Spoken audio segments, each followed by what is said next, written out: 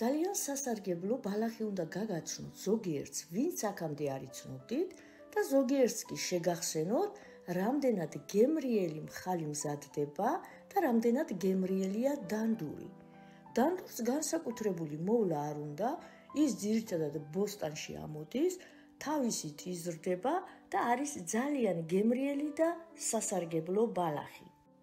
მის სასარგებლო თვისებებზე აღარ მოგიყვებით, ის ბევრგან შეგიძლიათ წაიკითხოთ, ხოლო როგორც მხალი, ის სხვადასხვანაირად მზადდება.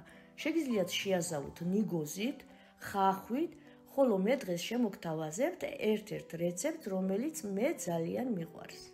უნდა გამოვკრიფოთ დანდურის ახალგაზრდა და ქორფა ღეროები.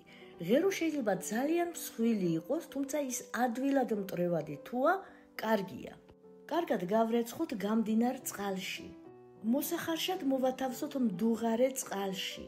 ვხარშოთ რამოდენიმე წუთი მზაობამდე.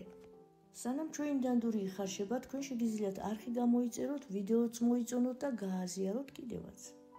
ხარშვისას ფრთხილად ამოვურიოთ რამოდენიმეჯერ, რომ ყველა ღერო წყალში იხარშებოდეს. მზაობის შესამოწმებლად ამოვიღოთ ერთი მსხვილი ღერო და თუ მორბილდა უკვე მზად არის. გადმოვიტანოთ თუშ ფალანგზე, ზემოდან ცივი წყალი გადავასხათ და ასე დავტოვოთ, რომ სუნთლიანად დაიწრიტოს და გაცივდეს.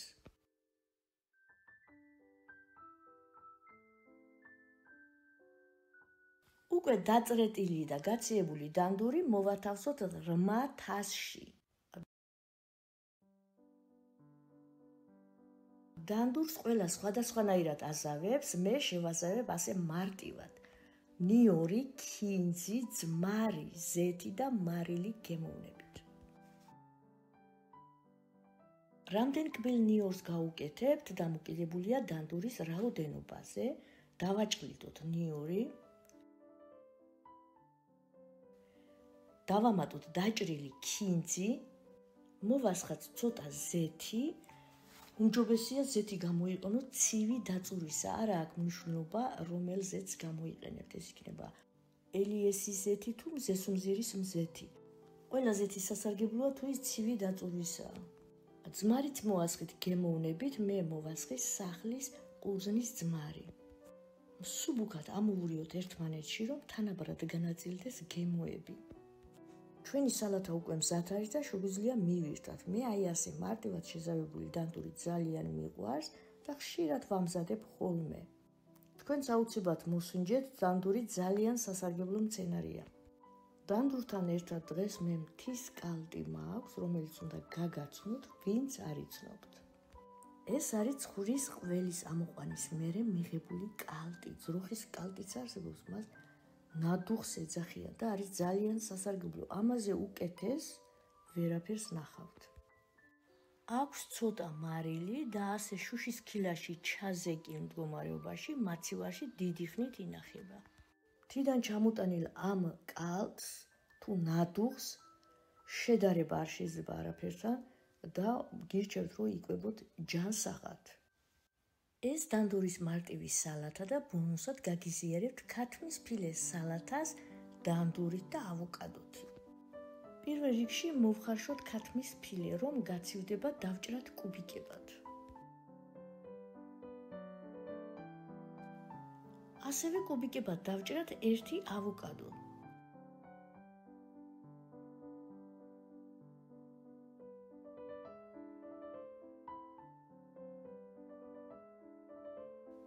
კანიანად დავჭრათ ქორფა კიტრი, ასეთ ხლად და ნახევარ რგოლებად. ღრმა თასში მოვათავსოთ დაჭრილი კიტრი,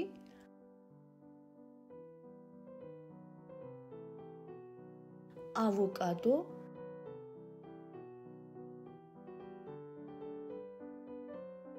ქათმის ფილე,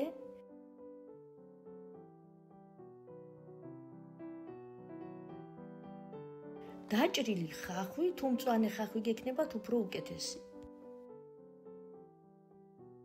დავამატოთ დაჭრილი მწვანილები, ქინძი მეტი წილი. დავაწუროთ 1 ლიმონის წვენი. შეგიძლია ძმარიც გამოიყენოთ, მაგრამ ლიმონი ძალიან უხდება. და დანდურის დროც მოვიდა. დანდური რო ძალიან სასარგებლოა, აუცილებლად უნდა შეგახსენოთ. და ისაც უნდა გითხრათ, რომ ეს დანდური საბერძნეთში ვიპოვე და ამ სალათას საბერძნეთში ვამზადებ. დანდური არ მომიხარშია, მდუღარე წყალში ჩავთუთქე, რომ უფრო ქორფა დარჩენილიყო და დავაჭერი სალათას ზემოდან. მოვასხი საბერძნეთის ელიესის ზეთი, უფრო სწორედ ზეითუნის ზეთი, მარილი პილპილი გემოვნებით დავამატოთ და ჩვენი სალათაც მზად არის. ძალიან გემრიელი, ჯანსაღი და ვიტამინებით სავსე სალათა გამოდის, ამავ დროს არის ძალიან დამანაყრებელი, აუცილებლად მოამზადეთ. მე კი თქვენ ახლა დროებით დაგემშვიდობებით, მალე ისევ შევხვდებით ძალიან საინტერესო რეცეპტებით, თან შემოდგომაც მოდის და შემოდგომის რეცეპტებს აუცილებლად გაგიზიარებთ. ბევრი რამე გვაქვს მოსამზადებელი შემოდგომისთვის. შემოდგომამდე კი ცხელი აგვისტო გველოდება, ბედნიერი დღეები გაატარეთ აგვისტოს თვისა, მალე სექტემბერის დადგება.